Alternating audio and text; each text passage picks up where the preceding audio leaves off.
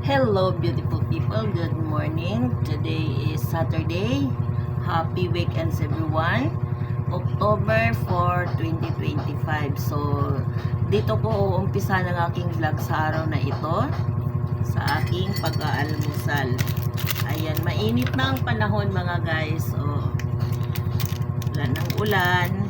Siguro lumabas na si Paulo. Hindi kasi ako nakikibalita. So, ngayon ay magtitimpla ako ng kape. Ang kape ko ay coffee stick, black coffee. Ayan.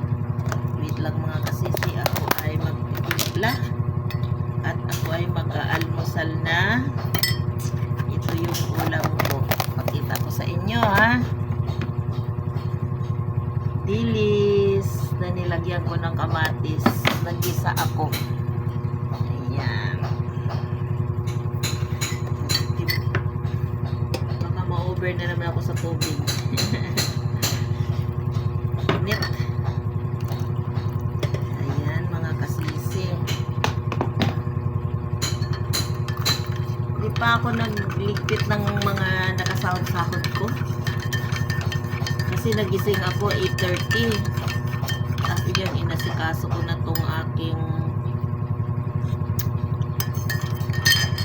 almusalin mga kasisi. Kain tayo. Init.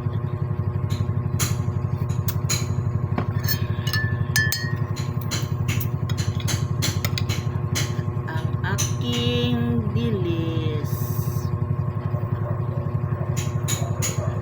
Kain tayo guys.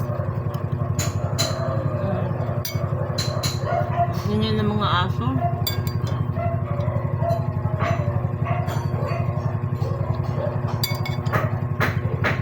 So mamaya na lang ulit mga kasisi.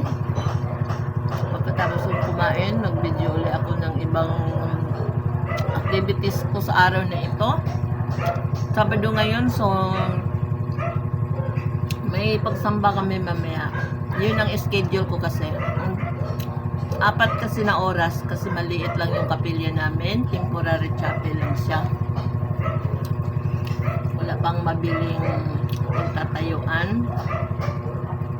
Tinataga nila ang mga INC, mga kasisi. Meron na dapat nakita. Wala namang maipakita silang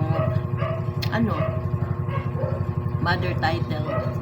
Alam mo naman ang iglesia, hindi yan basta-basta bumibili ng hindi sigurado. Walang maipakita, mahal na nga, wala pang maipakita. Kaya hindi natuloy. Kaya ngayon, meron na silang nakausap para matayuan kami ng sarili naming kapilya. Kasi marami na kami. Tapos temporary chapel pa rin kami. Kaya 4 na pagsamba kami. 2 oras Sabado, 2 oras paglinggo. Schedule ko ng tupad samba ngayon 6 PM. So ayun lang. So mga guys, wala akong gaanong ganap sa araw na ito. Kasi ako ay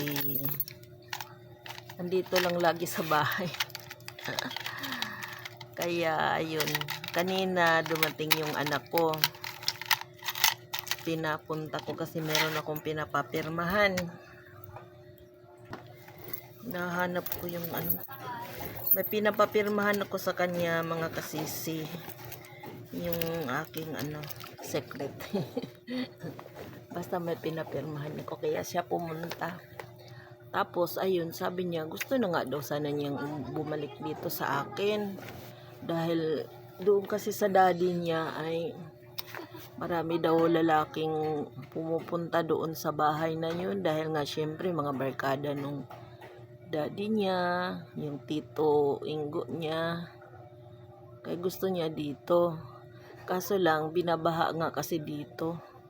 Mapipirwisyo kasi siya pagka bumabaha. Doon, convenient talaga siya dahil paglabas niya mula sa bahay nila, may sasakyan na. Hindi siya mahihirapan mag-commute doon papunta sa trabaho, tsaka pa uwi.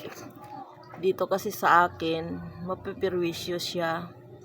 Dahil yung, lagi nga kasi binabaha. Kaya sabi ko, pag pag summer, wala namang ding baha. Kaya sabi niya, February pa na lang daw siya babalik sa akin. So may time pa ako mga guys na ipagawa yung aking bubong.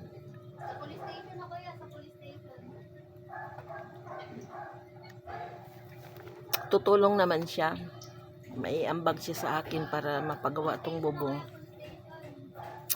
Naaawa nga din ako sa kanya kasi kung babalik siya dito, yung yung pag umuulan, baha din sa daanan, pagod na nga sa trabaho, tapos pagdating dito, dadaan pa sa baha, diba? Hindi pa kasi maayos yung kalsada namin. Matagal pa. Tagal pa mga guys. Kaya, pinapayagan ko na lang siya na doon na lang muna siya sa daddy niya. Tapos mga guys, ngayon pala ako ay sasamba. Kaninang umaga, uminit na. Tapos ngayon, mga bandang alas 3 ata yun. Biglang bumagsak ang malakas na ulan. Sana hindi bumaha yung dadaanan ko ngayon sa samba kasi ako tutupad ako ng 6 o'clock pa nata namin is 4:45. Ay nga pala, dapat nandoon na ako para makapag-opisina pa ako bago ang panata. Ano na ba? 3:53 na pala. Okay guys, magmamadali na ako. Bye-bye muna sa ngayon. Mamayang gabi na lang ulit. Hello mga guys. Good evening. So, time check tayo. 9:37 na. So, time to sleep na. Hindi pa ako naka-ready mag-sleep. Dumating ako dito mula sa kapilya ng 7:30. Tapos pagdating ko, syempre, browse muna ako. Nag-reply doon sa mga notif ko. Ganun naman ako pag nakahawak na ng cellphone. Hindi pwedeng hindi mapuntahan yung aking Facebook account. Syempre, may mga may mga nagme-message, may mga notif doon. Syempre, sinasagot ko. Hindi na nga ako nakapag-post eh. Pero ngayon, yun. Mag-good night na ako sa inyo. Ito na yung closing vlog ko. Ayun na nga. Umulan pa rin ng konti. Hindi ko alam kung siguro habagat na lang yun. Hindi na siya bagyo. Kasi wala na si Paulo eh. Tapos yun, medyo wala nga akong ganong ganap sa araw na ito mga kasisi dahil dito na ako sa bahay. Bukas may delivery ako, nag-order na ako, may delivery ako ng pabango. Tapos di-deliver sa akin, tapos ihahatid ko din doon sa reseller ko. So yun lang mga kasisi, thank you so much for watching. Don't forget to like and subscribe and click the notification bell for more updates. Bye.